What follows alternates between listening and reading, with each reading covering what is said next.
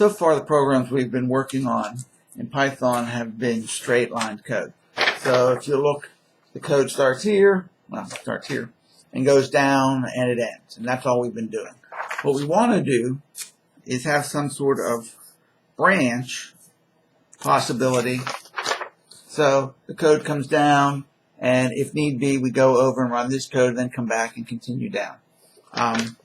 Think about, I talked about programming being like a list of instructions to get out of the chair and go out to start your car.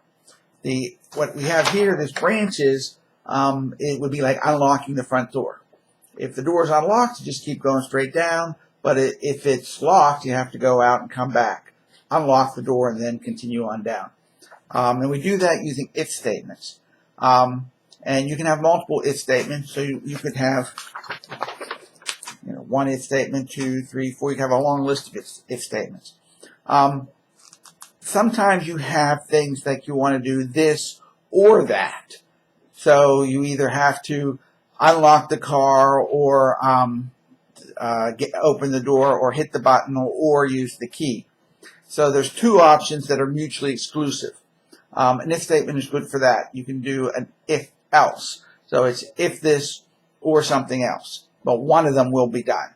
So sometimes you can have a piece of code that looks like this, but sometimes you can have a piece of code that looks more like a diamond shape. So you come down and you do this branch or this branch, and then you come back. But one of the branches is always taken, as opposed to something at here where sometimes it would go straight through and sometimes it would go over. So if you have an if statement that doesn't have anything, just an if statement, it's like this, where we have something that's executed or not. Or if you have an if with an else, it comes down and one of the branches has to be executed each time. You can make multiple compound ifs, and we'll learn all about that online. The other kind of branching would be doing looping.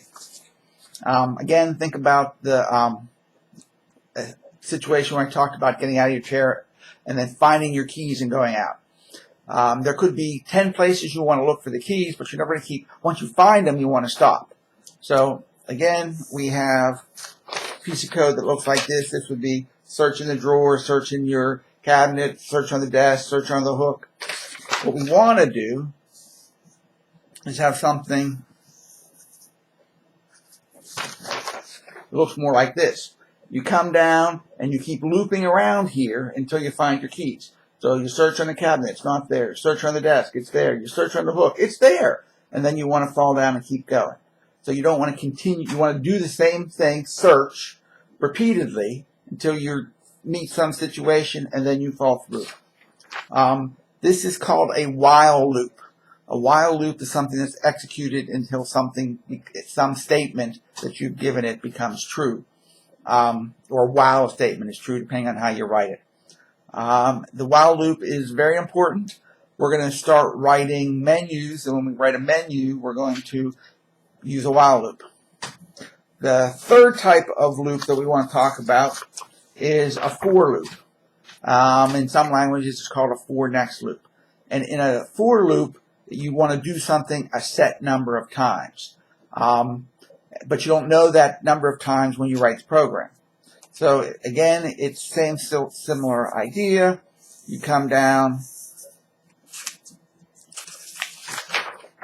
you have a straight piece of code, and you have this loop that runs.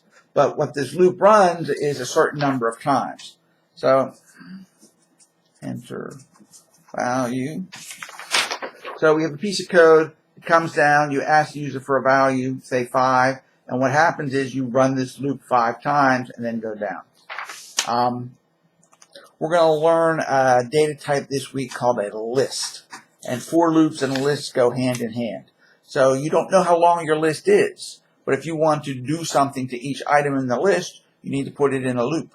And a for loop will know the length of the list and only do that loop as many times as in the list. So for loops, while loops, and if statements are the keys to making the program do something different for every user. And we're going to learn how to do that this week.